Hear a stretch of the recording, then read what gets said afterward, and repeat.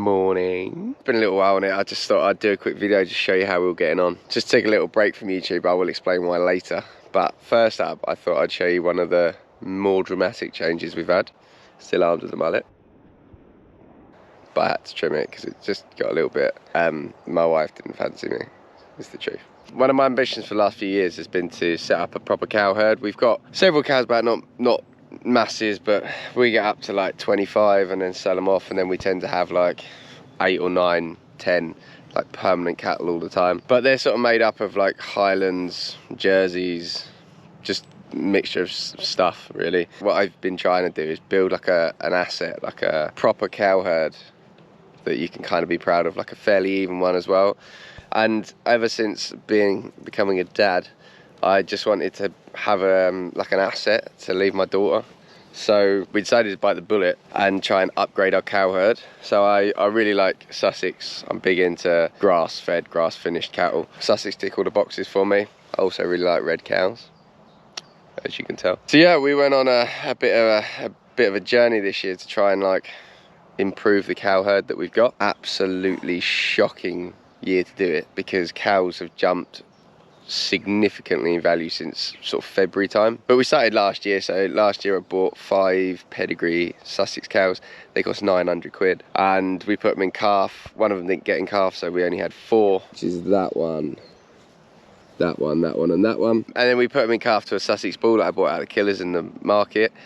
Probably remember that. We were supposed to start calving on the 6th of June. We've had 2 calves in like 6 weeks. But yeah, anyway, they are in calf. They're just being very slow about it. So what I've been trying to do is sell off our other cows and buy in some better cows, like to have a proper herd.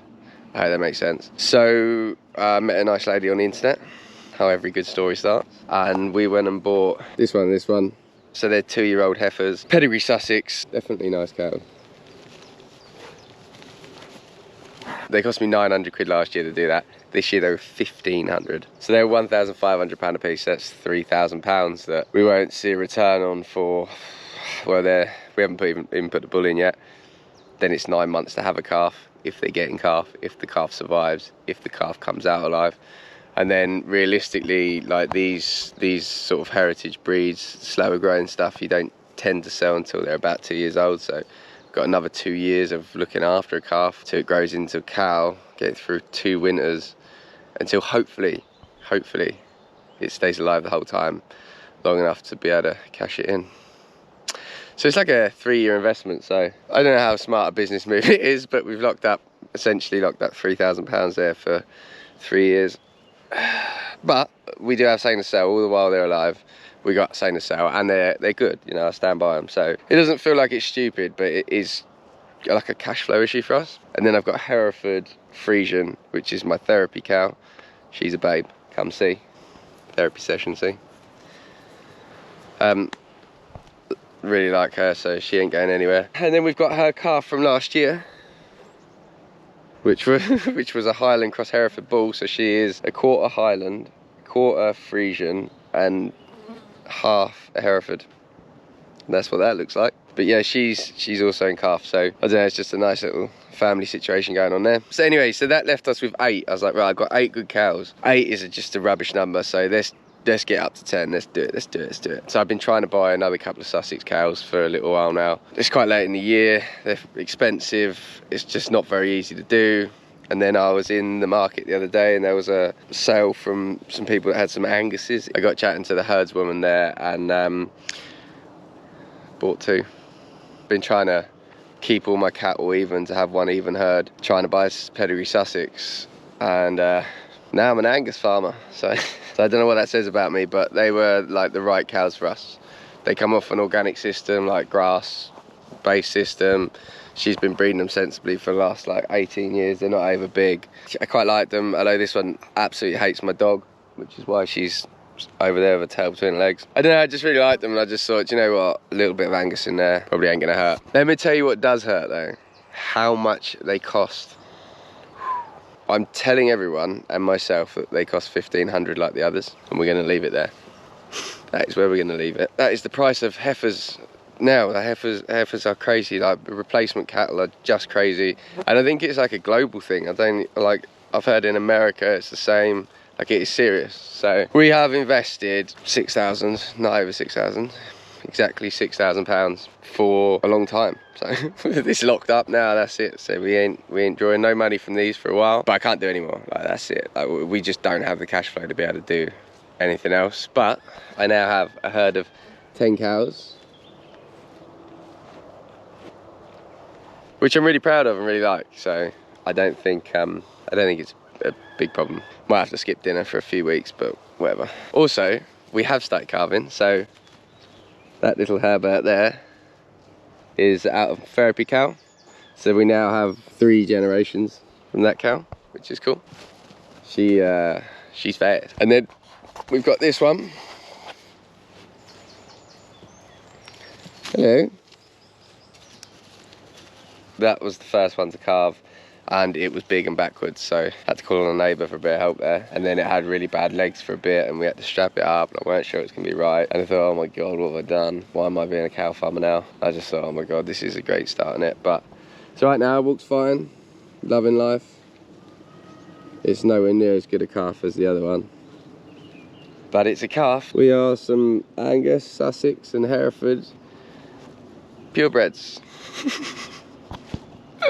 So yeah, we're on the lookout a little bit for a Sussex bull. I say a little bit because I actually don't know how we're going to afford it just yet, so we might have to rent one or something, because like I actually have spent all our money now on cows. Anyway, we'll talk about the sheep later. Next up, a little update on the breasts.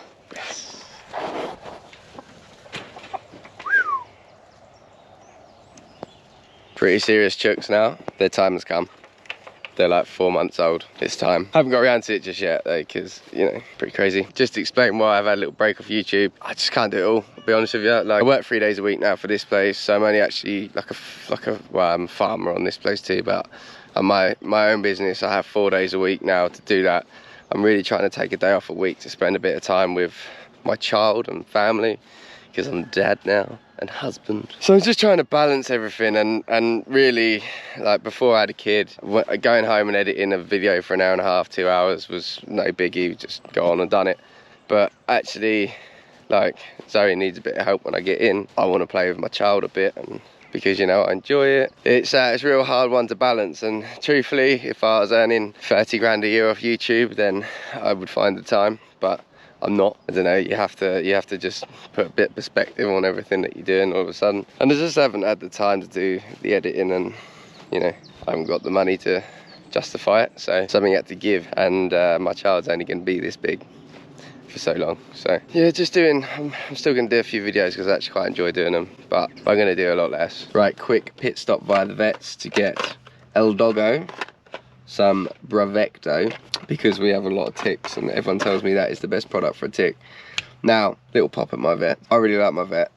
I think she's 10 out of 10, and that means a lot in this job, that you can trust your vet and she's good.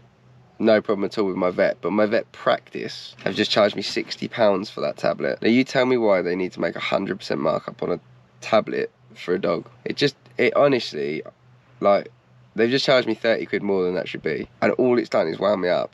Alright, you've had your 30 quid out of me, but like, what is the point? It just annoys me, little things like that. It's just unnecessary. Like, they have plenty of money out of me, they don't need to do it. Anywho, I'm at our other farm. This is the old orchard. These are the other cows we've still got. This one is going to go in my freezer if I ever get around to doing it. But because I've been buying some other cows to start that other little herd, I've got to sell some. And we're taking a pretty difficult decision to sell Bambi, who is a Jersey cow. I bought her as a little bottle calf for Zoe. She cost like £17 or something. She's only got one eye. She lost it when she was young. She's had mastitis loads of times. I think she's only got 2 quarters working. And then her other eye, she's now had New Forest eye in twice. So like, she's really susceptible to mastitis, she's really susceptible to New Forest eye. Every time that she calves, we have to put a couple of bottles of mag into her because she's a Jersey and that's what they do. And it's just hard work. Like, I just thought, don't need it. Like, I'm trying to make the cattle herd like a nice, easy, low maintenance and She just don't fit the job, so I feel really sad about it, but there you go. And then her calf, Shandy, who's lost her ear tag, which is great, so after all of that. But yeah, I'm gonna sell both of them to help fund the 2 Angus heifers that I bought. I say help fund because it's not gonna cover it. But yeah, she's turned into a lovely animal actually. But yeah, it's been a pretty difficult decision, but we need to move on, and we need to, I keep getting bitten by horseflies. We need to travel in the direction that I need to travel in. So anywho, should we talk about sheep? Here they are, the little treasures. I gotta be honest, really happy with how the ewes look. We've got a touch of homunculus in them, so that's why I'm gonna worm them today, but so they are just going off a little bit, but I'm happy with how the lambs are, the ewes are. She broke her leg, by the way. That's a whole other thing. But yeah, look, not bad.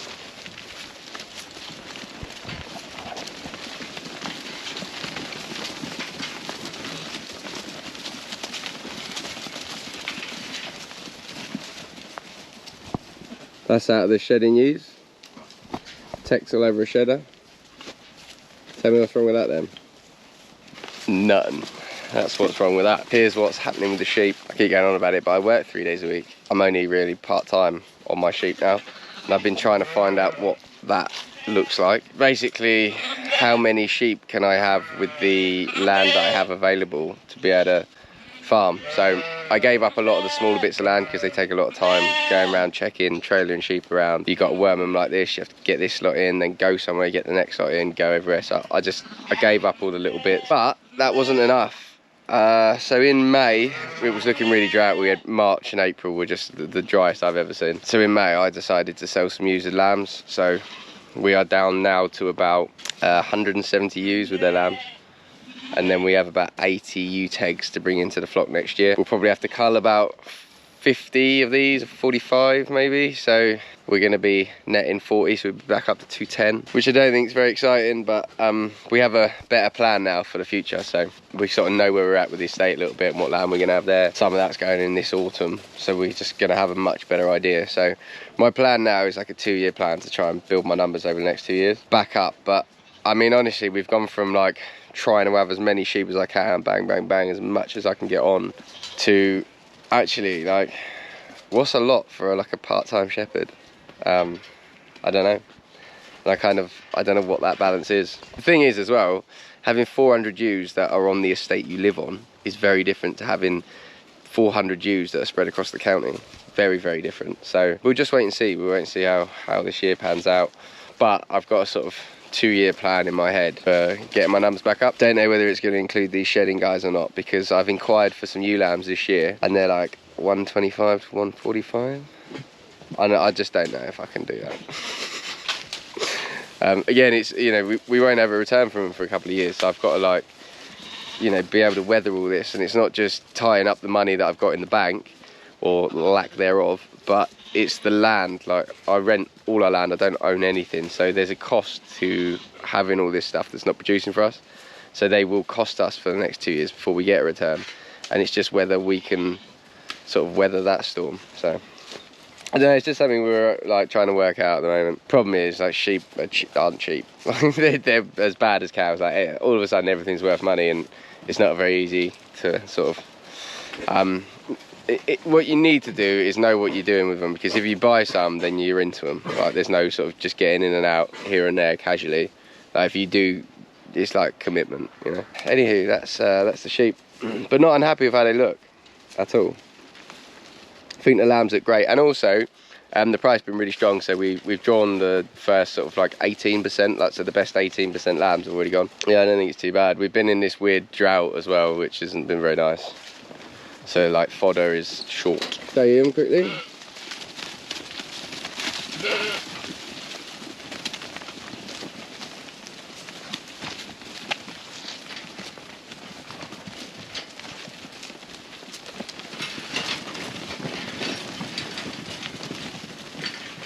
Right then, I'm going to get on and drench these. Right, they're all done. This is round 2. So all of these sheep here had cod. at some point. We have successfully, I think, eliminated it, but we were having to like segregate them as soon as they got lame, just straight in the same field. Treated them, spent a fortune with a vet, almost as much as an Angus heifer, I'd say, worth of medication, but I think we're pretty much on it now. There's some real crackers in here. This is what I wanted to show you though. You see this little black ewe here? I always talk about the size of the sheep, right? The size of the ewes that you run around. You can have twice as many of those in a field as you can of those, right? That black lamb standing next to that black ewe, that's her lamb. Look at the size of it. Admittedly, it's a single, but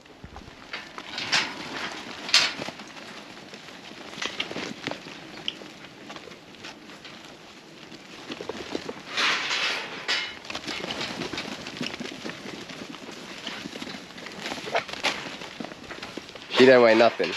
She's a very light. She is essentially a Soe cross. But look at that for a weapon. I could find you a sheep that's twice her weight that has a lamb nowhere near as good as that. That is why I don't worry about the size of the ewe too much, because, well, her conversion rate is through the roof. So yeah, other than that, it's pretty decent lambs. Interestingly, this was another little project. That is a Texel mule hogget. So that was a ewe lamb last year. The only one we put in lamb this year. And that is what happens when you put a shedding ram against her. She's in pretty decent nick, considering she's had cod as well. She had like really bad feet, everything's been against her. She still reared that lamb. I think, to be honest, that's what we're going to do this year, is rear a load of, tough a load of ewe lambs. I can see that happening. That's what happens when you put a shedding ram on one of my Millennium Blue crosses. It's a fair weapon. That's what happens when a Cullew gets in lamb. The star of the show though, hang on, try and get our lambs in the same place. There you go. That ewe there, which is a grey-faced Dartmoor cross Texel. She looks a lot better now her wool's off, but is a god-awful sheep. Has got these two on her. Uno, dos.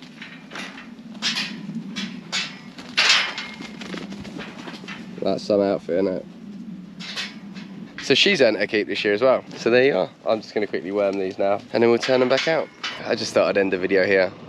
How good does my hedge look? This is the hedge I laid, you can see.